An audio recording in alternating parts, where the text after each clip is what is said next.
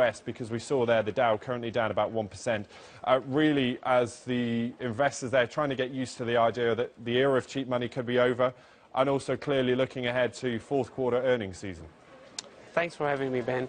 Yes, you are correct, but I wanted to remind investors and traders about something what happened last year in 2013, and I'm going to call the event Taper Tanker, because when they announced about the tapering, the market had a very kind of a similar reaction, and I think it's a deja vu in the market that, okay, cheap money is going out and the investors, are perhaps traders, are not that much of confidence that it can go towards the upside.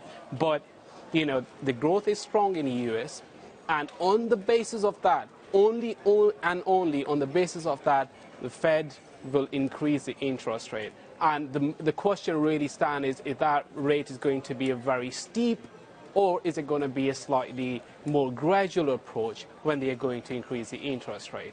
I mean, I'm very kind of still bullish on the US economy. Yes, we could see a bit of a sell-off for the next few weeks or so, because all-time high index, if you look at that index on the chart, it is making gradual lows.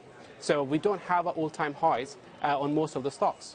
Yeah, one stock that investors aren't bullish about, that's Sainsbury's, down over 8% as trade just settles on our board. And really, as a result of this third consecutive quarter of falling sales, it's really difficult to see where the supermarkets go in the face of this increasing competition from the discounters. You are absolutely correct in saying that. You know, it's a battle which is very difficult to win, especially when it comes to UK supermarkets. I mean, Sainsbury's, the third biggest supermarket, and is becoming the second worst on the market. Now, as you said, they have nearly lost 14% of the values at the start of this year. But again, Sainsbury's is a bit better as compared to Tesco, and the reason that I'm going to say that, or I'm very convinced about that, is because we don't have any kind of accounting problems for Sainsbury's when you compare that to Tesco, which is under a huge amount of pressure, and there's been a raft of bad news coming for Tesco over the year, and the stock is literally down by 50%. But going back to your question about the Sainsbury's, it was very interesting to listen to the CEO this morning on BBC when he was talking. He is talking about consumer habits, right? And that habits have changed. Like, Ben, I'm sure that you remember that before, back in the days when you used to go to any of the supermarkets, you used to buy a lot of stuff at the same time.